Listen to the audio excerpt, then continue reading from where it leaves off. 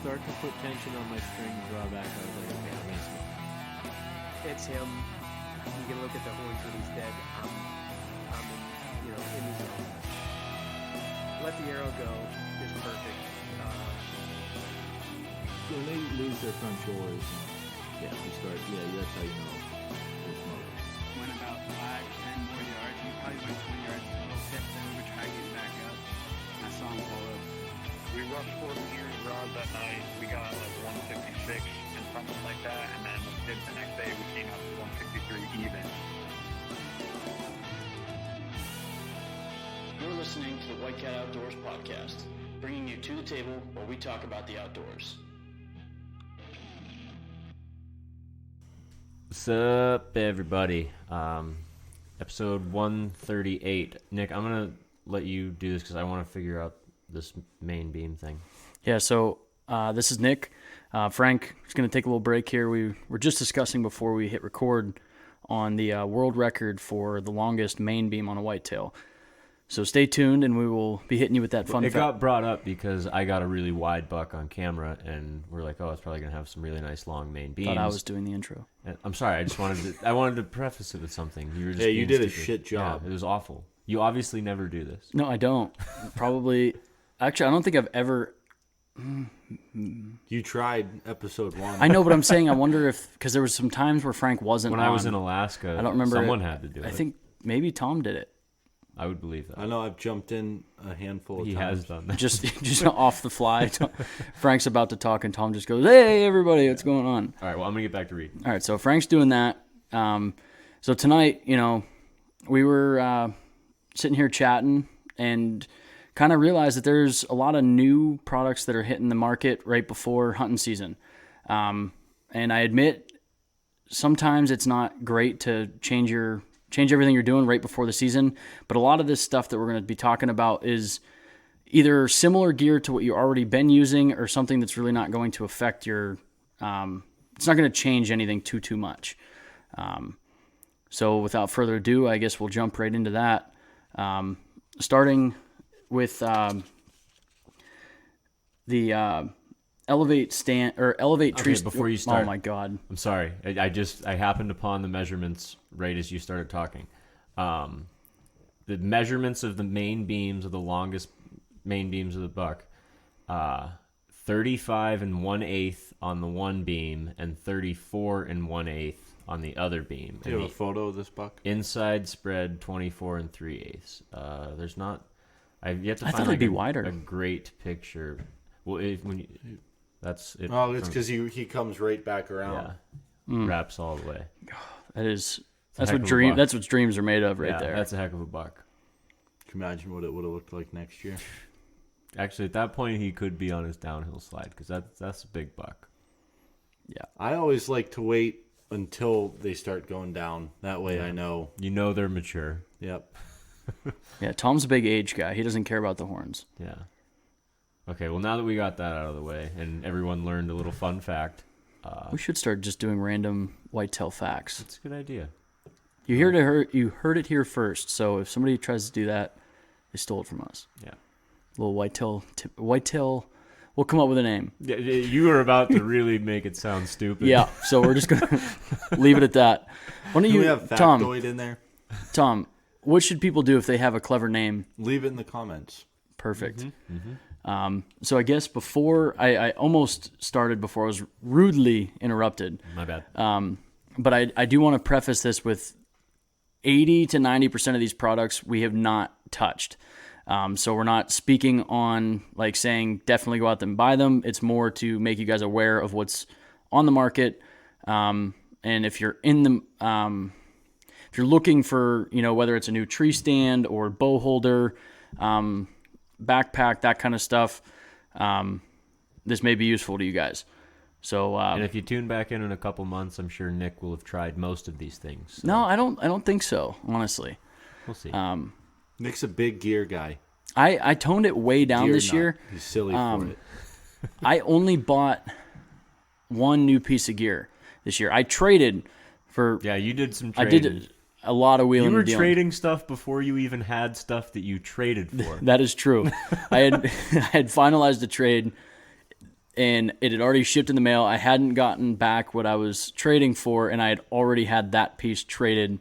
I should have just called had that UPS guy. and just rerouted. But that was one thing this year. I didn't want to spend a ton of money on new gear because for the most part, like 90% of the what do we got going on? Nothing. Just keep going. Like 99% of everything. I'm just in love with everything I'm using, so I Yeah. didn't really want to change much. So there was some gear that I didn't really care for last year that I just wanted to flip, basically. So that's what I did. So I want to start with Elevate Tree Stand Company. They came into the market pre-ATA, but like they're pretty much a brand new company. They dropped a stand called the Element last year.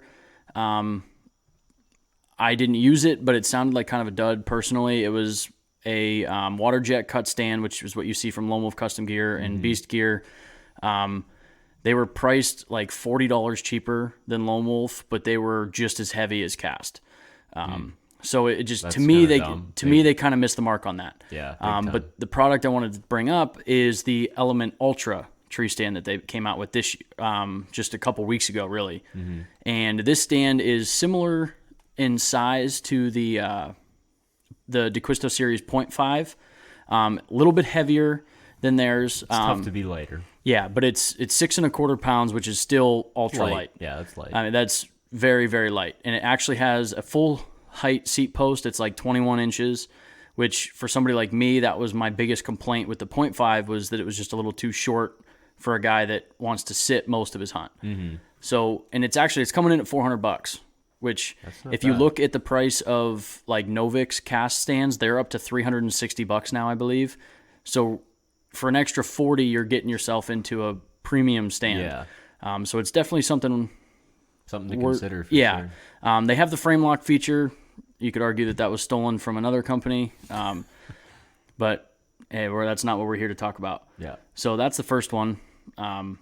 So if you're, interested in like the 0.5 and maybe can't front, $500, but you can maybe justify 400, Like maybe you said, if you're going to drop down to a cast stand at 360 or whatever, you're not spending that much more money to get. yeah. that And stand. I can see not being able to make the jump from 360 to 500. Yeah, that's a big jump. That's a big jump, but for an extra $40, you can get, the water jet cut, which I really, really like Yeah, over I the do cast. It's not a huge difference. It's more weight than anything, and just generally a smaller profile on your back. Yeah. So I guess it all depends. Tom is pro. He loves his XOP stand. Tom doesn't care if it's a little too big, and just he likes his comfort. And the XOPs make a very comfortable stand. Oh yeah, especially if you're doing an all-day set. Yeah, Especially that's other than my Summit Climber, that's probably the most comfortable stand I've sat in. yeah. It's tough to beat Summit Climber for Oh comfort. yeah, you won't. You're not going to see me carrying a Summit anymore. Just I don't like them for bow hunting, just because I don't like having that big tube in front of me. But I don't think anyone can deny the comfort of a Summit Climber. No, you definitely cannot deny. I love them for gun season because they got the shooting rail and Yeah. everything. Yeah, I like them for gun season a lot. They're Yeah, real nice. I've borrowed Tom's and my dad's for gun season if they're not using it. So moving on to product number 2 comes from Genesis 3D printing. And this is actually something a little different from Genesis because they're in the name 3D printing. They came out with the turret bow holder this year. And basically it's a platform, or I guess you could mount it to your seat, but primarily a platform mounted bow holder. Similar to the Sidekick from Lone Wolf Custom Gear, it swivels out of the way, but it's super light. I think it's actually lighter than Lone Wolf's. It's very simplistic. It's basically like 2 rods that you can rotate on a point, so you can set the angle for your bow and everything. And then, like I said, it swivels out of the way.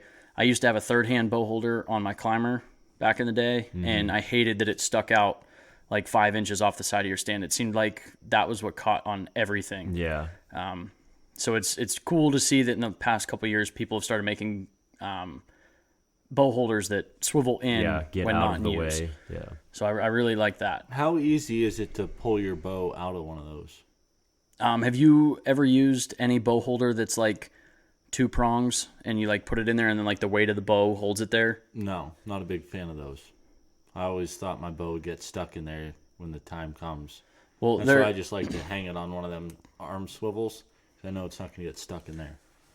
So I used a Sidekick last year for a little bit, and I didn't have any issues.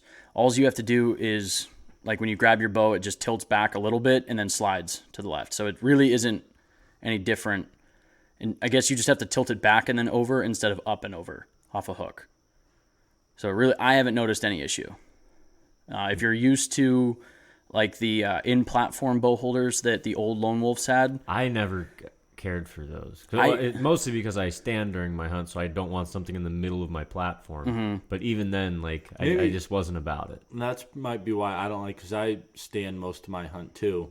And I don't want to be reaching down for my bow. I'd rather have it. Yeah, and that's how I set my tree Hand up. I level. set it up so it's like hand level, and I usually I set my stand up so I'm facing my tree for, how I'm setting up. It's easier for me to face my tree and then take my shots to my left side. And so I just have my bow rated hand height right there. So I just got to unhook and I'm right on target. so maybe this is why I like them more, is because I like to sit. Yeah. You guys are both standers. Yeah, so you would have to stand up, turn around, grab your bow. It's a lot more movement for you to grab something off of the tree as Yeah. opposed to someone standing. Yeah, because I sit all the time, I like having my bow right there because I can literally reach down and grab it and it's right there. Now, I know a lot of times, like what you consider prime time in the woods, the bow's in my hand already. Yeah. But for certain hunts where, like early October and, it's an hour after light, yeah, I'm probably going to set my bow in the holder and chill out for a little bit.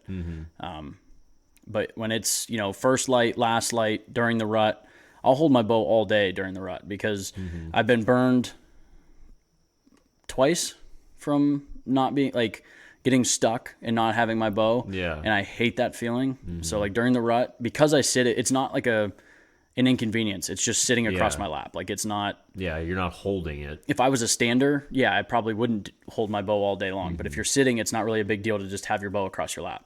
Well, since we're talking about like gear and equipment, it's not like a new thing. My dad always gets them from some Amish guy that like sews.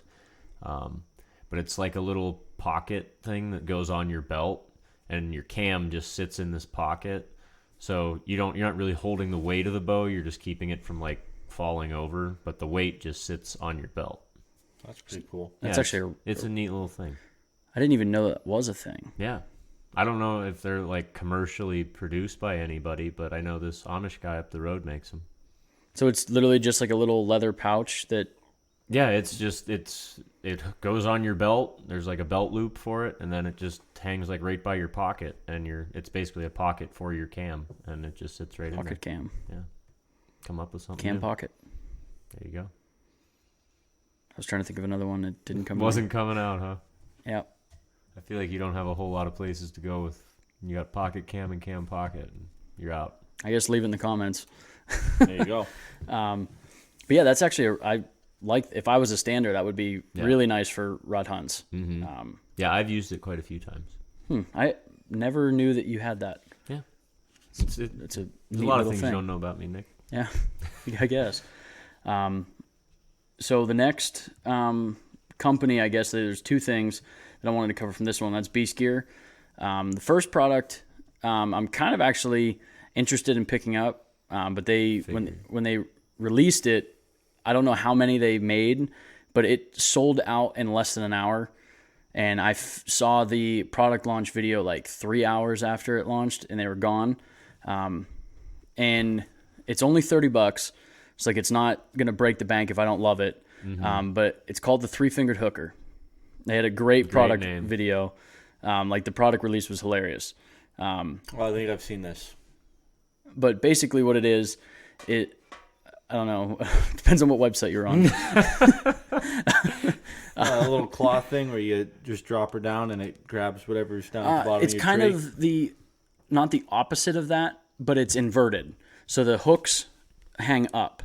but they're all on like pivot points. So like when you're dropping it down, it like if it has to go like over a limb or through your cam or something, the hook folds, and then when it gets below it, it like Opens locks. back up. Yeah, it locks back down. So like the video was showing like literally like they would come down, it hits like in the cam, closes, comes through the cam, and just hooks to it. And it's got like a bunch of barbs and stuff. So like they were showing like easily picking gloves up with it, like the paracord loop on your grunt tube and Are stuff. they sharp? No, not sharp, but Okay, there's I was just gonna say, like I wouldn't want to be I dropping guess more it ridges. on my cam. Yeah, it's more like ridges. Okay. Barbs is probably the wrong. I was gonna say term. that It's sounds more- like an awful thing to drop No. on your bow. No, it's not like you're like drop like it's just on a string. But still, like if it were sharp barbs, No, and you it's were hooking not. it on your cam, you could cut your string. No, it'd be no different than like a carabiner. Okay. But basically, it comes down and hooks around. It's Mm-hmm. a 3-fingered hooker. It's got 3 hooks I figured. or fingers, if you will. But I mean, it was just kind of a neat little thing, and for $30, Why not? Yeah, it's not something you would need all the time. But one of my first hunts ever, I dropped my glove, and my grandpa was like, "All right, cool. I guess we'll get it at dark." And it was opening day of gun, and I sat there with one glove in a snowstorm all day. And if I had a 3-fingered hooker with me, Wouldn't have had to sit with I could have just dropped it down, James Bond that shit, and had my glove back.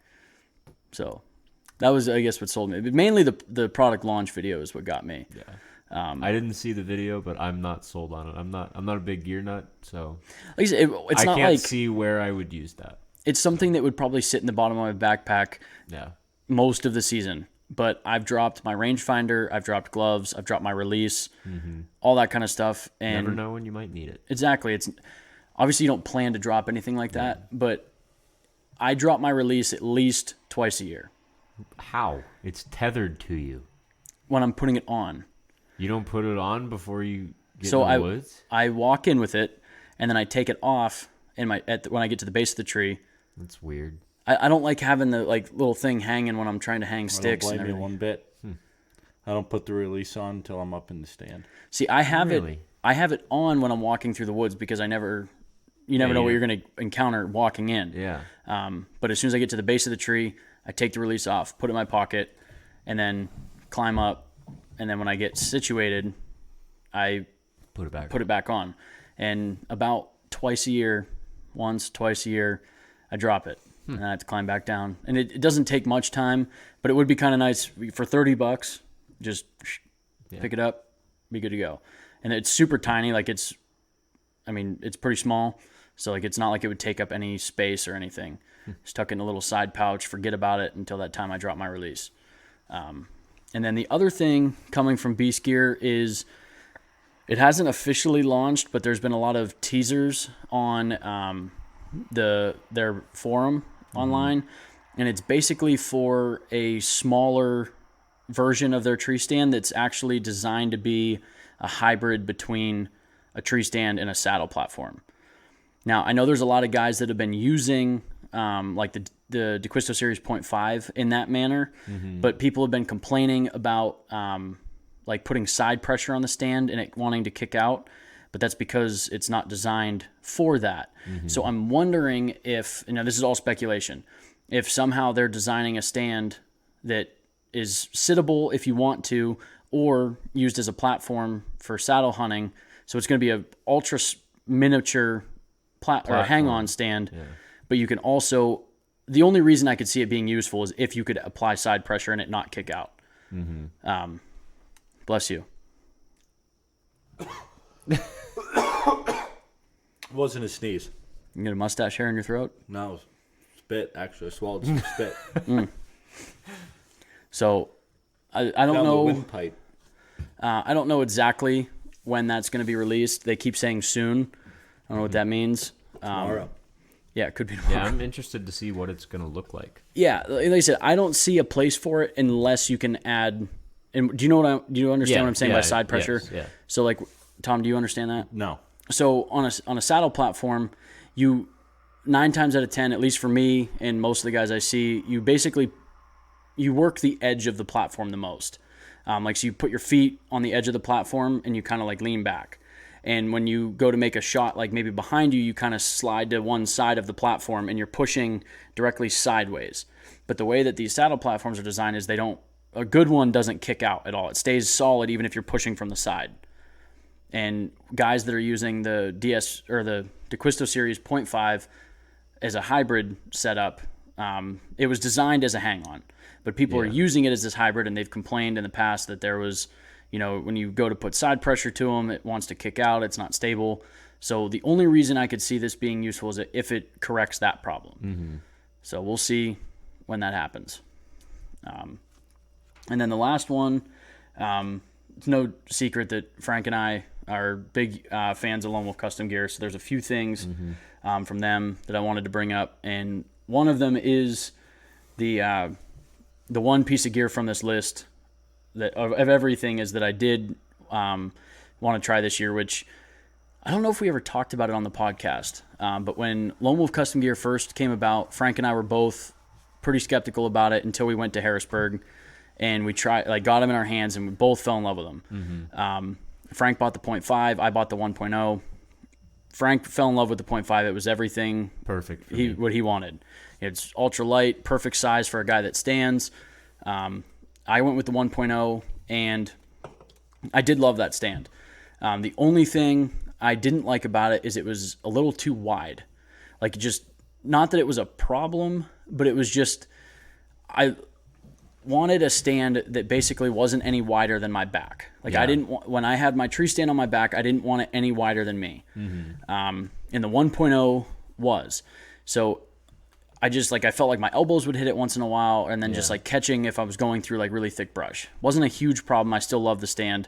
But I talked to Frank many times and I said, if they had a stand that was this long, but just as narrow as his stand, I would fall in love with it, and it would be the last stand I ever need, for that stuff. But they didn't have it at the time. So I ended up, because actually I did buy a 0.5 at one point. You bought a and that's when I realized that it was just too short. I didn't like the seat post that was too short for somebody that sits all day. So I didn't love it, so I got rid of it. And then the Beast Gear came out with a stand that was very similar to the size that I liked. Mm-hmm. And I used that all last year. Problem is I think it's not designed for a guy my size. Even though the weight rating says it was just way too flexible. Mm-hmm. It literally felt like a diving board to me. Now, I get that it passed the weight ratings and everything, and I was not above them, but still, you don't want that in the back of your mind when you're standing no, there about to take a shot. There was like from sitting down, it was very solid sitting. As soon as you stood up, you could feel a lot of sag in the front of the platform when you stood up. And I was like, I wouldn't like that. Don't like it. There's plenty of guys that are your size, 150 below, even 180 below, that absolutely love that stand. I can't really knock it because it's the perfect size platform. Mm-hmm. And they got it sub 7 pounds, which it was a really lightweight stand. I don't think it's designed for, 250 pound guys. Yeah. So that's just my 2 cents on it. But anyway, so last year, what I'm getting to with this is Lone Wolf Custom Gear came out with the 0.75, and it was exactly the dimensions that I told Frank I wished they made. Yeah, 2 years before they made it. Yeah, and I was like, that's the one. So I ended up picking that stand up, and it is perfect. It was the one that I don't see ever wanting a different archery hunting hang on. For October hunts and everything. It just was perfect for me. It's super comfortable. It's got all the room I could ever need. So that's another option if you guys are in the market for a water jet cut stand. The 0.75 I think is for me anyway, the perfect size for. I think I could use it all day. Honestly, it's a very comfortable stand. The foam pad that comes with it's really nice. So yeah, there's that one. Recently, if people have been paying attention to the tree stand industry, they realized that the original Lone Wolf company is no more, and XOP is no longer making a climber right now. So if you're if you're in the market for a climber, there's nothing out there right now for like cast or climbers. like compact climbers. You still Like got hand Summits. climbers. Yeah, you've still got Summits, which are super comfortable. They're just But if bulky. they're super bulky. So if you're looking for like a low profile climber, there's really nothing out there right now. And very, very soon, Lone Wolf Custom Gear is going to be releasing their climber. Frank and I talked to Cody back in February. Whenever Harrisburg was. Yeah, I think it was in February. Yeah, early February. And he had told us that it was coming. I just talked to Andre the other day, and there's supposed to be a small amount of them available this year, but for the masses for next season.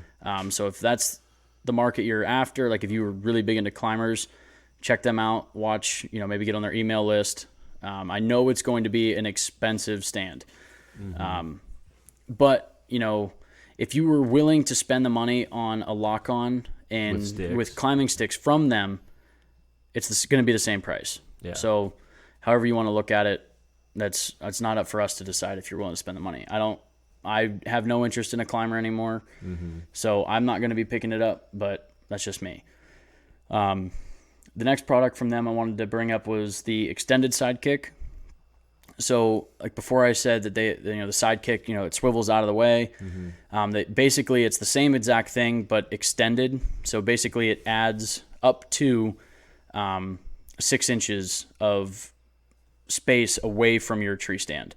So if you had, say, if you're a sitter and you wanted the 0.5, it could get really tight having that sidekick right off the side of your platform. This allows you to move it 6 inches away from the platform and just give you a little bit more leg room with the platform. So it's the same price as the original one. So it's just another option. If you liked the idea of the sidekick, but it just seemed like it was going to be too tight to your stand, now you can get the extended version. Next one is the Mobile Hunter Waist Pack, and it's basically a small fanny pack. That's pretty much it. There's nothing too fancy about I'm a it. big fanny pack guy. Yeah, Frank's big time fanny pack guy. In archery season, I'm always rocking a fanny Oh pack. God, yeah, you can't beat them. No, especially if you're going out for, a morning hunt or an evening hunt and you don't really need a whole bunch of stuff. Yeah. And I will tell you, there's been 2 guys that put videos out. Cody DeQuisto put one out, obviously, and then Byron Horton from Whitetail Experience put out a video. It is insane what these packs can hold in the size that they are, because they added basically bungee cord weaving to like the corners and stuff, so you can stuff like extend out a well, little you bit. can it extends Stretches. out, but you can also like stash gloves or hats on the outside in the paracord bungee without like taking up a bunch of space inside the pack. So it actually is a pretty neat system. And then what I really like about it is that it takes, when that pack, you have it on your waist, walk in and everything. When you get up into your stand, it's designed to clip right to your seat. So Oh, that's nice. so you could either take the waist belt and go right around the tree, like you probably that's do what I now, always do. or if you're a sitter like me, you can clip it to your seat, and it actually just hangs straight down. So like for a sitter, it would just be right open between right in your front of you. legs. There's 2 pockets on the front that fit a rangefinder and your phone, so you literally could just have your rangefinder open right at your feet, or right at your like hips if you're Yeah. sitting down. And if for I'm gonna have to look into that. somebody like you that stands, once you flip it up, it's still sitting vertical, so it would Yeah. actually still be right at that same height for you standing there. But it's just something super simple like that. And all it is if you wanted to permanently mount it to the stand, there's a way to like not permanently, but like Yeah. Velcro it in and it's locked there. Or if you're somebody that wants to use it as a waist pack on the way in, there's just 2 little clips and it just slides over the seat and it locks itself in. And then with the gear tie points on the back of your seat, there's 2 little tongs Yeah. back there. There's bungee cords that strap it to it. So if you wanted it to be secured, it can do that, or you can let it just not hook the 2 bottom ones up and it would free fall. So it would either be flat, and then when you put the seat down, it's still Yeah. easily accessible. It's not under the seat. So that was a pretty neat little pack that they've come up with. And Horn Hunter is the one that they worked with to design, and it's hand sewn in America. So that's pretty cool. That is cool. Everything that comes from them is all USA made. So to see that they're hand sewn in America is really neat. Horn Hunter, if you're familiar with Western packs, that's what they're known for. So like they know packs. Yeah. So it was a good move, I think, for them to go with a company like that Yeah. knows what they're doing. So like all the zippers are good. The material seems really high quality. So it'll be interesting to see how that plays out. Yeah, I'll probably get into that thing. Yeah, it looks pretty neat. Next would be this real quick. It's another saddle platform called the Fix. It's, if you know what a saddle platform is, that's basically all I can say. It's Run-of-the-mill, basically, yeah. it's a cut down version of their Ambush. So it's just a little bit smaller, minimalist. The only thing that I saw that was innovative to it that you haven't seen before is there's actually a little clip on the back of it that's machined in that slips right into a MOLLE attachment. Okay. So basically, instead of strapping it to your back like pretty much every stand is anymore, if you're already rocking a saddle, I don't think there's a saddle on the market that doesn't have MOLLE around the back of it. It literally just hangs right there. That's slick. Yeah, so just a little, you would literally just be able to just clip it on, take off. And actually, little teaser, the next generation of Lone Wolf Custom Gear mini sticks also have that attachment. Oh, really? Yeah, so you'll be able to, right now, the best way Yeah, that'd I've be found. real nice for climbing, like how you have the. Yeah, I loops. use paracord loops. They work great. It's to me is not worth upgrading my sticks, but if you're in the market, it's a really cool feature. Yeah. If you're a saddle hunter, to be able to just hang them already, like it's machined in. The paracord loops work great for me, but if I had that option, I would totally use it. Yeah, definitely. And then the last product I want to talk about from Lone Wolf Custom Gear is the mesh seat option that you can add to all their tree stands now. Basically, standard for hang-ons, for like mobile hang-ons, is like a metal seat with a foam cushion on top. Really, for myself, I sit almost all the time. It's really not that uncomfortable.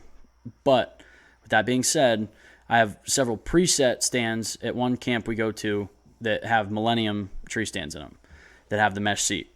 And if I know Tom's hunted out of them, I don't know if you've ever hunted out of those. I've never hunted out of a Millennium.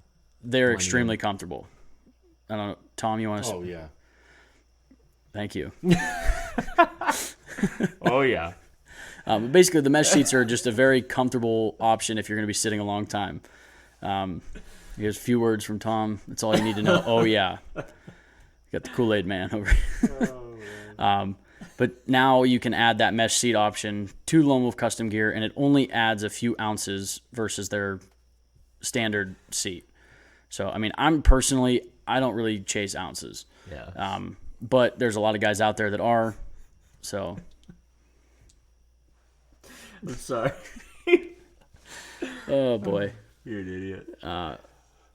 So yeah, there's the mesh seat. I think it's going to be a great option for guys that like to sit like myself that Yeah, definitely. maybe find that the foam pad is just not comfortable for them long term. Honestly, I don't even use the foam pad on mine because I don't. Yeah, like I said, I Frank- don't sit much. Frank We said it Raw Dogs 1,000 is. times. But yeah, even when I do sit down, I don't. The You don't metal's sit not long bad on- enough yeah, that it would exactly. matter. For me, I've tried sitting on just the metal, and it sucks. I'll do it. I mean, we've got plenty of stands That at the are way- headquarters yeah. that are like 2 steel bars. Yeah. Like that's literally it. Like actually, we've got one that's like a 2x6, about 8 inches wide. So Like, one or with the long. staples poking up. through Yeah. it? So when I compare what most of our presets are, if I've got a foam pad, that's money. that's already better than what most of my presets are. Yeah. Just most of our presets are so old, or we were too cheap to buy anything nice that has like either foam, or if it did have foam, the squirrels have eaten it a long time ago.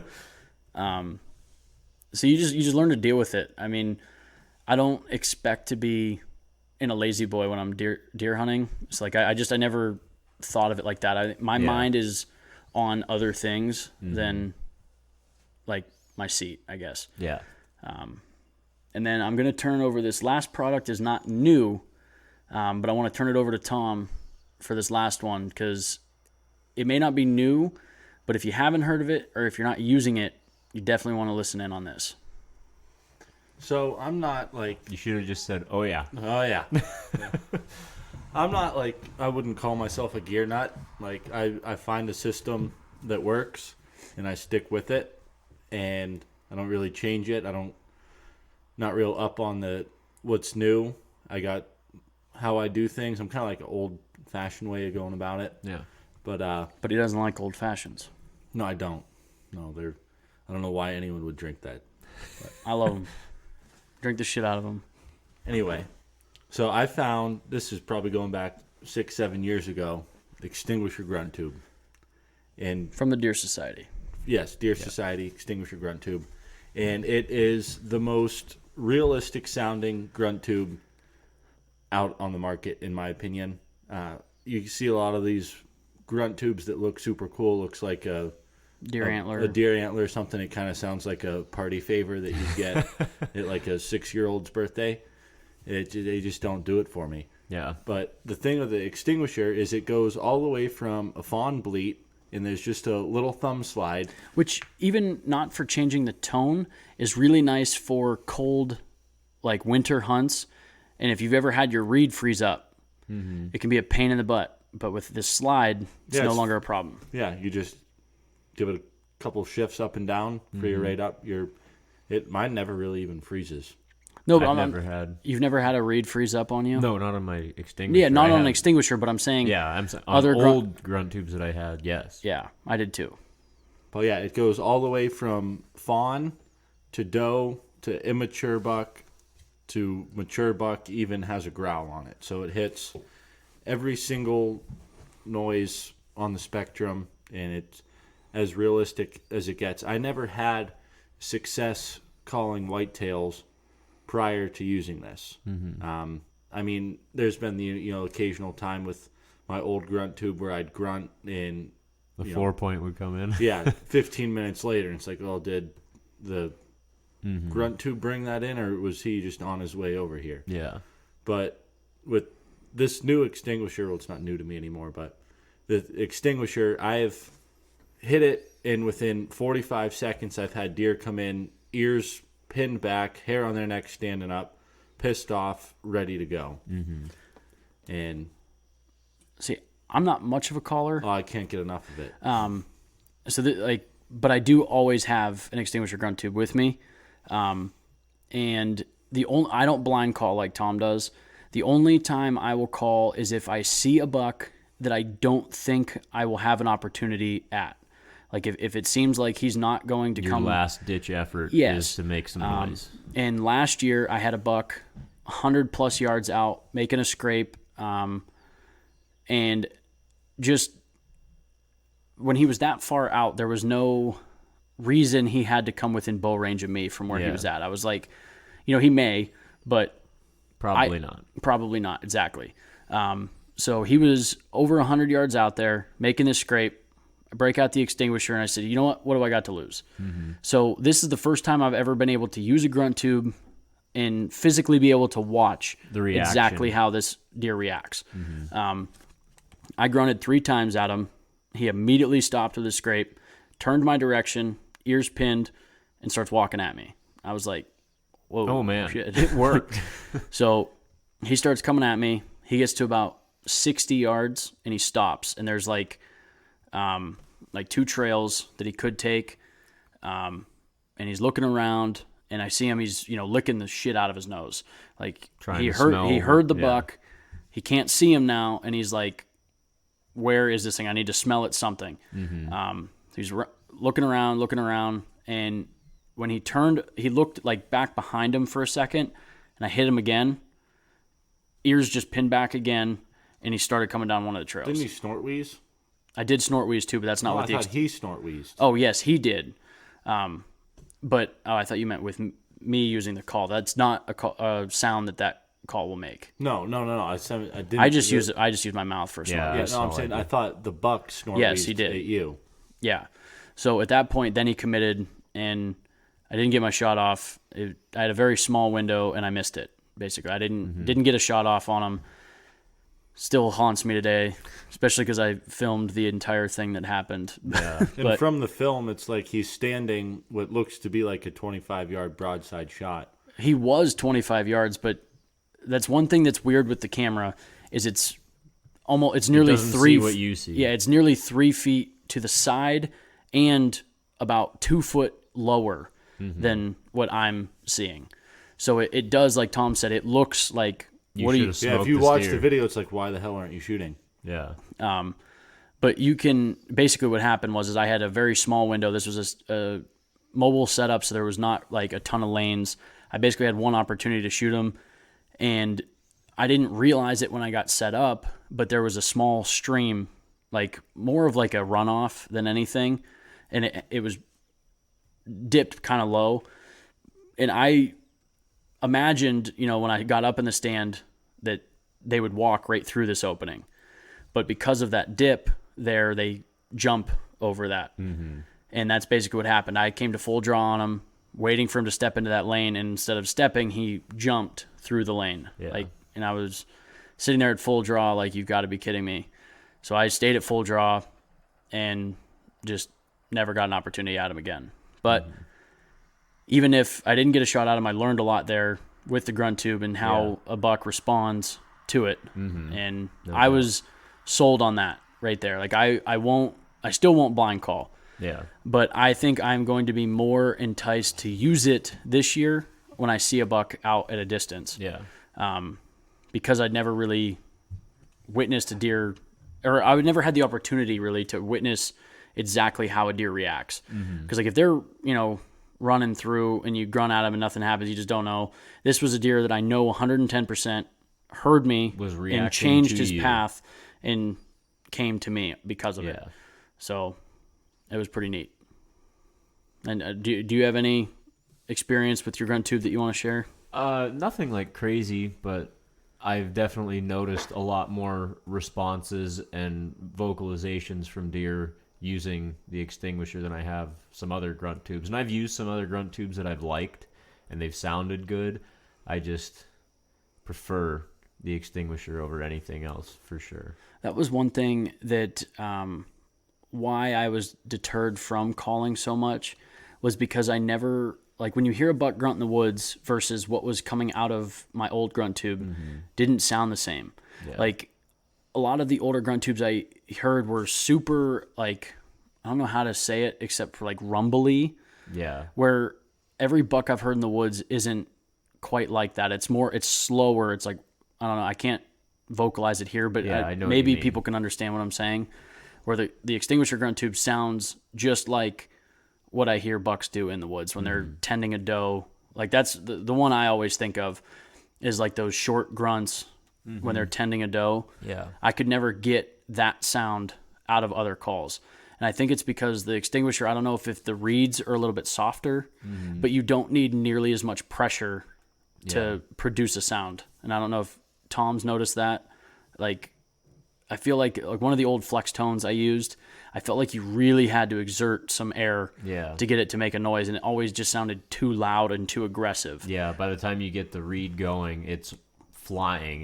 Where it doesn't sound the right. It extinguisher sounds like a little kid's trying too hard to, like the first time you give a kid a grunt tube and they just start wailing on it is what it sounds like. Yeah, and where the extinguisher, it just seems very, like you just don't need hardly any air to get it to go. Yeah. So you can produce very soft grunts that aren't going to startle That's the deer. what I like. You can do soft calls because most of the calls that, like you said, when they're tending a doe, it's not very audible. It's not super loud. The first time you hear it, like if it's been quiet for a while, the first one you hear it, you're not even sure what it was. You're like, was that a grunt? Yeah. And then you need a couple more Yeah. to confirm. Mm-hmm.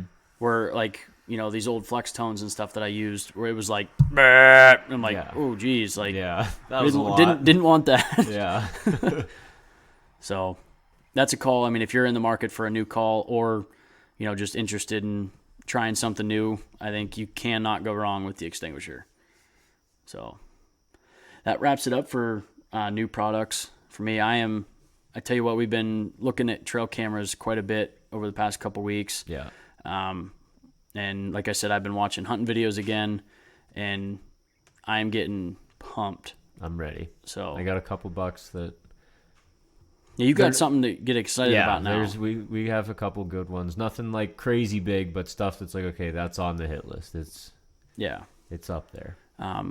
one of the pieces Tom and I hunt are a little slow to that, but I know that they're there. You know, we just yeah, it's like any piece that we Yeah, have. just- Even if you don't have them on camera, you know year by they'll year be they're there. always there. Well, I think the issue right now is we have a 80-acre plot of woods in the middle of thousands of acres of ag. Yeah. So right now they really have no reason to be on our property with all of the beans and all the corn that's around. But as Yeah, soon once as that shit's cut, and that's usually what this property does. Is there's not a ton of action, you know, leading through the summer, but you know, mid-September, early October when the corn gets cut, it seems like all of a sudden they just start pouring in. yeah. So I we think have all the acorns. yeah, we do. And the white oak acorn crop this year is massive around our Really? area. I just noticed the couple trees in our front yard, like limbs bending, or Really? like it's nuts. So it's going to be a fun year in the timber with doubt. this many acorns. It's going to be like walking on marbles in there. So I'm really excited for that. We have one farm that we have not checked cameras on at all yet. I'm really excited to see what that farm produces. That's the headquarters. Yeah. I think we were just talking, Tom and I, before we got here, that we want to get up there soon because I am like dying inside Ready to to see what's up there. Like, 'cause I mean, we walked the property, and I don't. Did we mention on here that we had fresh logging done? We went up, walked some of the trails. There's already a ton of tracks on these trails, so we know that they're getting used. You know, it didn't push the deer out. I'm dying to see what's on there. There was some really good bucks with some serious potential we had on camera last year, so I'm excited to see. You know, as far as I know, all of them made it. You know, we had Tom killed a good buck, but he wasn't on the farm all summer. Tom killed him 3 days after he showed up. Yeah. You know, my dad killed that 8, so there's several other bucks on the farm that were really nice last year that could threaten the throne, if you will. They for sure will. And So- I'm going to kill one. So Tom, I don't know, maybe enjoy it while you have it, Yeah. because we're coming for you. And on that note, you know, if you're not holding the throne in your camp, you guys got to do something big. Make sure you guys are all getting outside.